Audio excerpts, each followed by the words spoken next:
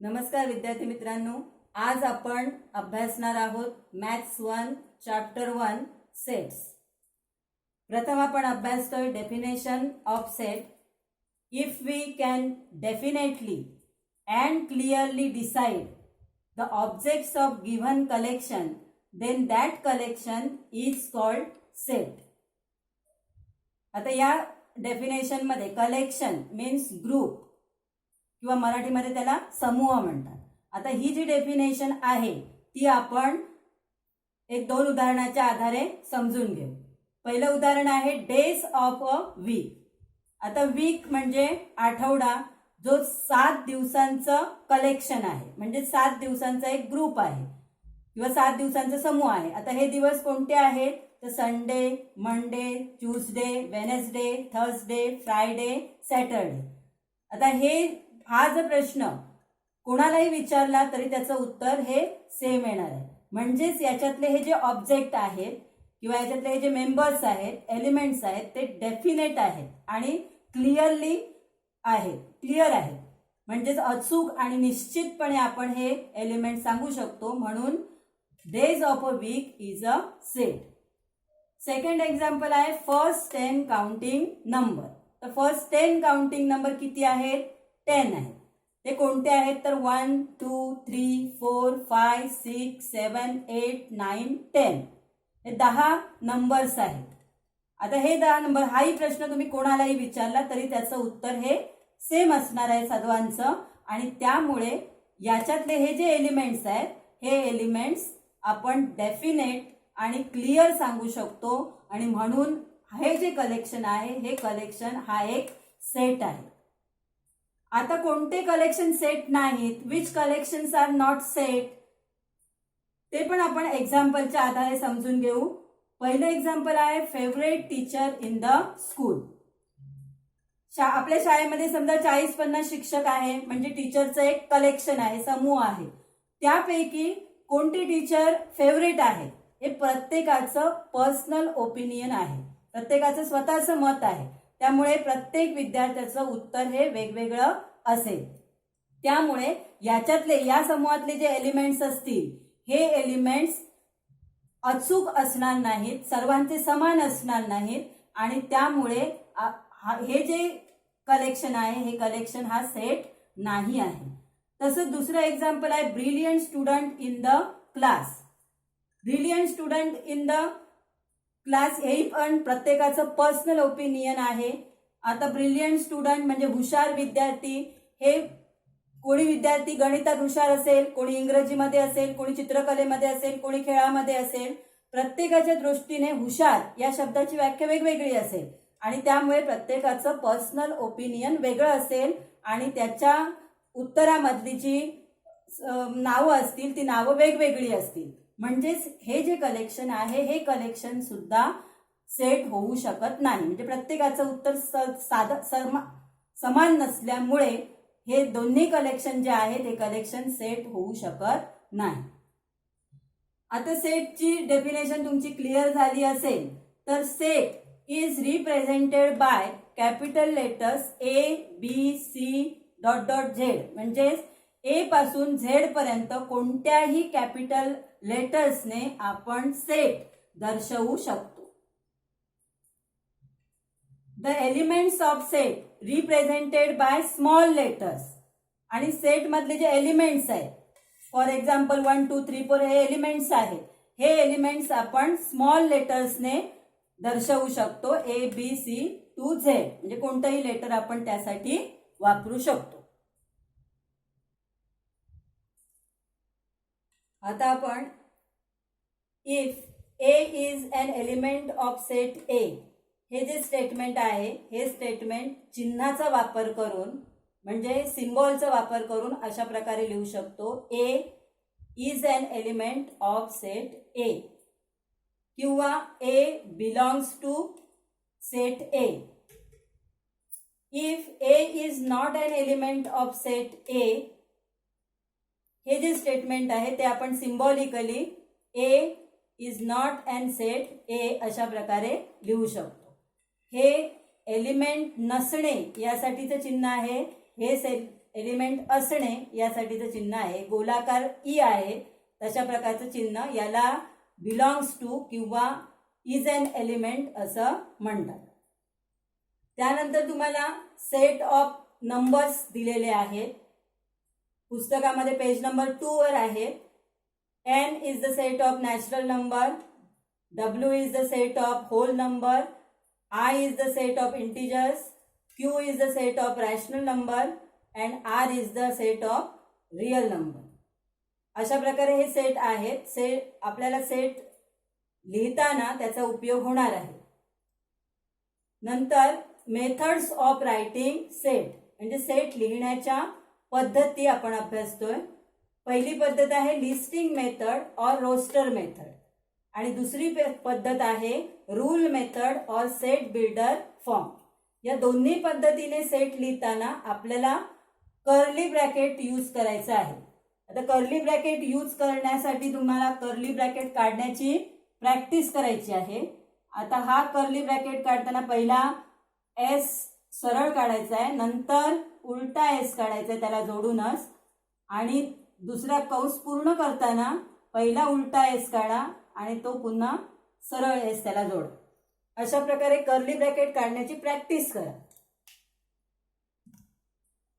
आता listing method आहे ती आपण एका उदाहरणाच्या आधारे समजून घेऊ. उदाहरण आहे set of odd numbers between 1 to 10. Set of odd number कोणताही सेट लिहिताना आपण तो कॅपिटल अक्षराने डिनोट करणार आहोत किंवा रिप्रेझेंट करणार आहोत. a is equal to into curly bracket 3, 5, 7, 9. म्हणजे याच्यामध्ये 1 येणार नाही कारण नंबर्स हे 1 आणि 10च्या मधले आहेत आणि ऑड नंबर्स आहेत. म्हणजे 3, 5, 7, 9 हे 4 नंबर्स त्याच्यामध्ये येतील. दुसरी आहे मेथड रूल मेथड और सेट बिल्डर फॉर्म. त्यासाठी आपण एक्झाम्पल घेतलंय set of natural numbers between 1 to 10. आता हा आपल्याला रूल मेथडने कसा लिहायचा आहे तर पहिला सेट डिनोट करायचा आहे, रिप्रेझेंट करायचं आहे कॅपिटल लेटरने. ते कोणतंही अक्षर घ्या.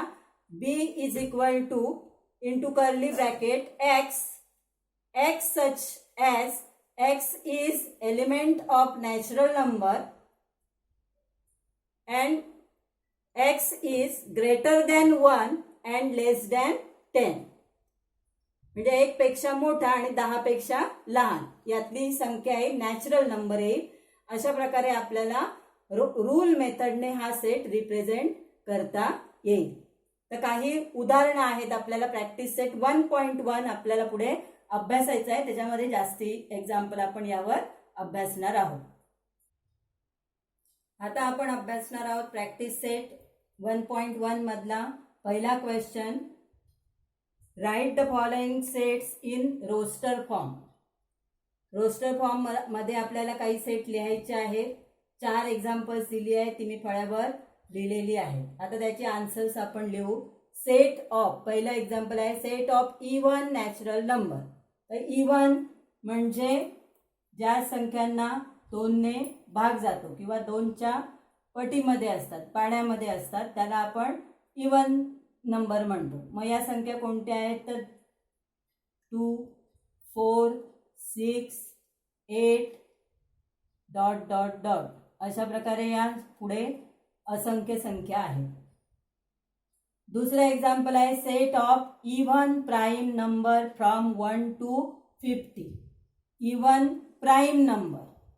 प्राईम नंबर म्हणजे ज्या संख्या स्वतःच्या पाड्यामध्ये असतात आणि 1च्या पाड्यामध्ये असतात किंवा ज्या संख्यांना त्याच संख्येने आणि 1ने भाग जातो अशा संख्यांना आपण प्राईम नंबर म्हणतो. प्राईम नंबर कोणते आहेत तर पहिला प्राईम नंबर आहे 2, 3, 5, 7, 11, 13, 17, 19 असे पुढे सर्व संख्या आहेत. आता या सगळ्या संख्या आतापर्यंत आपण 6वी 7वी मध्ये सुद्धा या झालेल्या आहेत संख्या. तर या संख्यांमध्ये फक्त एकच संख्या आहे ती सम आहे ती म्हणजे 2. Only 1 even prime number. आणि म्हणून या सेटमध्ये फक्त एकच घटक येणार आहे आणि तो म्हणजे 2 आहे. Set of negative integers. तर सेट ऑफ निगेटिव्ह इंटिजर साठी आपण सी हे अक्षर वापरणार आहोत. C equal to into curly bracket negative integers आपल्याला माहिती आहेत 0 1 2 3. या बाजूला सगळे पॉझिटिव्ह नंबर आणि या बाजूला negative number. -1 -2 -3 dot dot dot. या इकडे पण असंख्य संख्या आहेत, तिकडे सुद्धा असंख्य संख्या आहेत. त्यामुळे आपल्याला फक्त निगेटिव्ह इंटिजर्स लिहायचं आहे, म्हणून आपल्याला या संख्यांचा उपयोग नाही आहे. फक्त याच एवढ्याच संख्या लिहायच्या आहेत. -1 -2 -3 डॉट डॉट डॉट. आता हे संख्या अशा लिहायच्या नाहीत. -1 -2 -3 डॉट डॉट डॉट. ऋणसंख्या या साईडला वाढवायचे नाही आहेत, त्यामुळे लिहिताना संच हा या साईडला आला पाहिजे, एवढं लक्षात ठेवायचं आहे. चौथं एक्झाम्पल आहे 7 बेसिक साऊंड्स ऑफ सरगम किंवा सूर. सप्तसूर तुम्हाला माहितीच आहे. सा रे ग म प द नि सा. ते सगळे आपल्याला लिहायचे. मग लिहिण्यापूर्वी पहिल्या संचाचं नाव डी इक्वल टू सा रे ग म प ध नि आणि कर्ली ब्रॅकेट कंप्लीट करायचं. अशा प्रकारे आपल्याला हे सेट लिहायचे आहे. आता आपण अभ्यासणार आहोत प्रश्न 2. आता सेकंड क्वेश्चन आपण अभ्यासणार आहोत. Right the following symbolic statement in words. तर पहिलं सिम्बॉलिक स्टेटमेंट दिले 4/3 is an element of set Q. हे जे आपण बोलतोय ते वर्डमध्ये लिहायचं आहे. 4/3 4/3 is an element of set Q. दूसरं एक सिम्बॉलिक स्टेटमेंट आहे -2 is not an element of set N. -2 is not an element of set N. अशा प्रकारे आपल्याला ही स्टेटमेंट लिहायचे. तर थर्ड स्टेटमेंट आहे P equal to into curly bracket P such that P is an odd number. हे statement आपण word form मध्ये अशा प्रकारे लिहिणार आहोत. Set P is the set of all P such that P is an odd number. या प्रकारे आपण हे कंटिन्यू करणार आहोत. ते कंटिन्यू साठी हा एरो आहे, हे याच्या पुढे आपल्याला लिहायचं आहे. आता क्वेश्चन नंबर 4 आपण अभ्यासणार आहोत. क्वेश्चन नंबर 3 जो आहे त्याच्यामध्ये आपल्याला कोणती दोन तुमच्या मनाने उदाहरणं लिहायची आहे. Write any 2 set by listing method and by rule method. ही दोन उदाहरणं तुम्हाला तुमच्या मनाने लिहायची आहेत. त्याच्यासाठी तुम्ही पेज नंबर 3 वरचं टेबल यूज करू शकता. त्याच्यातली कोणतीही दोन उदाहरणं लिहू शकता किंवा कोणतीही दोन मनाने उदाहरणं तयार करून लिहू शकता. आता क्वेश्चन नंबर 4 आहे. क्वेश्चन नंबर 4 असा आहे right the following set using listing method. त्याच्यातला पहिला जो क्वेश्चन आहे तो all months in the Indian solar year. Indian solar year मधले आपल्याला मंथ्स लिहायचे आहेत. म्हणजे मंथ्स कोणकोणते आहेत, 12 महिने आहेत. ते महिने असे आहेत. पहिला कोणताही सेट लिहिताना तो कॅपिटल लेटर मध्ये रिप्रेझेंट करा. A is equal to into curly bracket Chaitra, Vaishakh, Jyeshtha, Ashadh, Shravan, Bhadrapad, Ashwin, Kartik, Margashirsha, Paush, Magh and Phalgun. Curly bracket complete करा. अशा पद्धतीने आपल्याला हे सेट लिहायचे आहे. आता क्वेश्चन नंबर 4 मधला सेकंड क्वेश्चन आहे letters in the word complement. हा जो सेट आहे तो आपल्याला लिस्टिंग मेथडने लिहायचा आहे. मग यासाठी जी अक्षरं रिपीट झालेली आहेत, ई 2 वेळा आहे एकदाच लिहायचं आहे, एम 2 वेळा आहे एकदाच लिहायचं आहे. मग असे लेटर्स येतील C, O, M, P, L, E, N, T.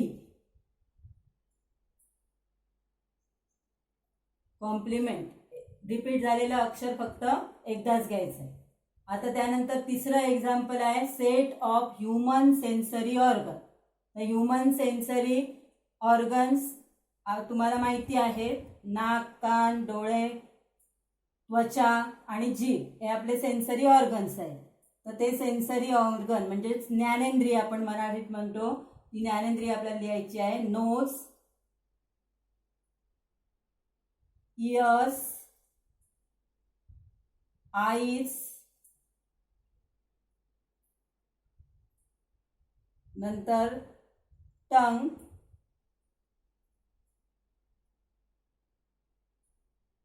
आणि स्किन हे सेन्सरी ऑर्गन्स आहेत.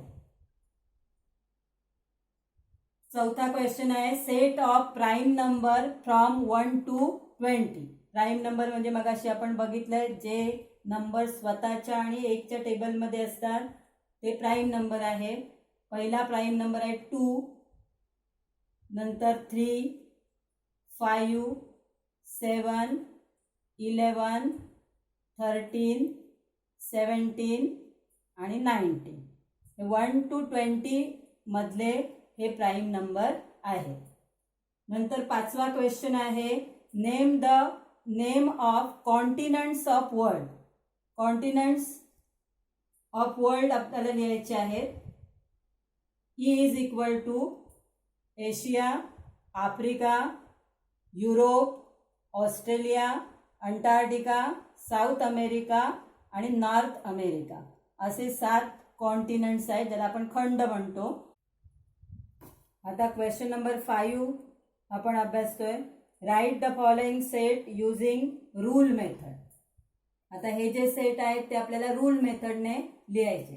तर हे फर्स्ट एक्झाम्पल आहे, हे सेकंड आहे, हे थर्ड आहे, हे फोर्थ आहे. आता पहिलं एक्झाम्पल आहे ए इज इक्वल टू 1, 4, 9, 16, 25, 36, 49, 64, 81, 100. आता रूल मेथडने लिहिताना ह्याच्यातला जो आपल्याला गुणधर्म आहे, यांचा जो कॅरेक्टरिस्टिक आहे तो ओळखायचा आहे. तर हे सगळे जे नंबर आहेत ते स्क्वेअर नंबर आहेत.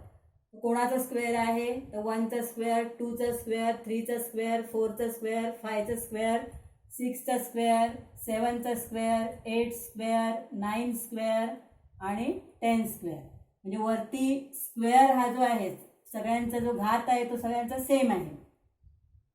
आता हे लिहिताना आपल्याला रूल मेथडने पहिला सेटचं नाव लिहा equal to curly bracket x such that x equal to n square. आता हा स्क्वेअर म्हणजे वरचा नंबर आहे तो आपण स्क्वेअर लिहिला. n म्हणजे नॅचरल नंबर, 1, 2, 3, 4 हे 10 पर्यंत हे नॅचरल नंबर आहे, त्यासाठी आपण n हे अक्षर लिहिलेलं आहे. आता n बद्दल माहिती काय आहे, विशेष माहिती, तर n belongs to natural number. n belongs to natural number, हा नॅचरल नंबरचा घटक आहे. n is an element of natural number. आता पुढे अजून माहिती काय आहे, तर हे नॅचरल नंबर कितीपर्यंत आहेत, तर n is less than or equal to 10. हे चिन्ह आहे, याला less than or equal to म्हणतात. Less than or equal to 10 पर्यंतचेच नंबर आहे. आणि n सुरुवात होते 1 पासून, म्हणून 1 लिहायची आवश्यकता नाही. n belongs less than or equal to 10. अशा प्रकारे हा आपल्याला रोस्टर आपले रूल मेथडने लिहायचं आहे. कर्ली ब्रॅकेट कंप्लीट करा, म्हणजे हा एक प्रश्न झाला. आता दुसरा त्याप्रमाणेच आहे. आता इथे 6ची पट आहे, म्हणजे 6 into 1, 6 into 2, 6 into 3, 6 into 4 याप्रमाणे हे नंबर आहे. कितीपर्यंत आहे तर 6 इंटू 8, 6 8 48, हे 6 इंटू 8 पर्यंत आहे. म्हणजे यामध्ये 6 हा नंबर जो आहे तो सगळीकडे कॉमन येणार आहे. म्हणून पहिलं रूल मेथडने लिहिताना पहिलं सेटचं नाव लिहा, equal to curly bracket x, नंतर वर्टिकल लाईन काढा such that x equal to 6 number हा कॉमन आहे म्हणून 6 लिहिला, आणि हे 1 2 3 4 च्या ऐवजी आपण n लिहिणार आहोत.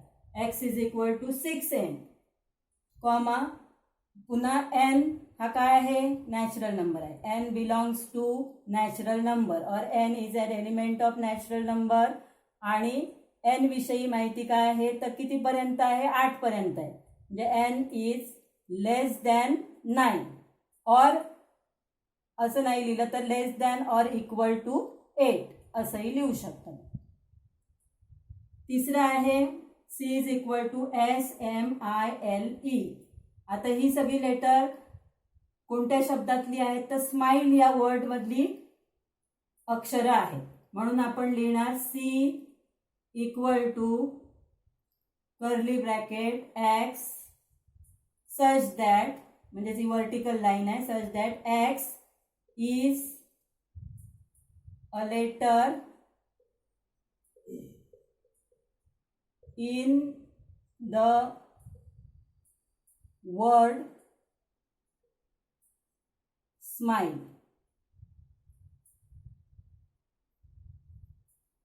आणि ब्रॅकेट कंप्लीट करा. या पद्धतीने आपल्याला लिहायचं आहे. तसंच चौथं एक्झाम्पल आहे D equal to Sunday, Monday, Tuesday, Wednesday, Thursday, Friday, Saturday. आता हे सगळे काय आहेत डेज ऑफ द वीक आहे, म्हणून आपण लिहिणार D equal to curly bracket x, vertical line काढा, नंतर पुन्हा एक्स लिहा, म्हणजे such that x is a day of week, bracket complete. आणि पाचवा जो एक्झाम्पल आहे याच्यातला तो या प्रकारे आहे, तो आहे एक्स इक्वल टू कर्ली ब्रॅकेटमध्ये AET हा म्हणजे अक्षरं अरेंज केली तर EAT या शब्दातली अक्षरं आहेत. मग त्याच्या जागी येणार आपल्याला x is equal to x such that x is a letter in the word it. अशा प्रकारे आपला पाचवा क्वेश्चन होईल, तो तुम्ही वहीमध्ये लिहा. ही सर्व उदाहरणं जी आहेत जी आता आपण घेतली 1.1 मधली, ती सर्व उदाहरणं तुम्ही वहीत लिहायची आहेत आणि पुन्हा पुन्हा त्याचा सराव करायचा आहे.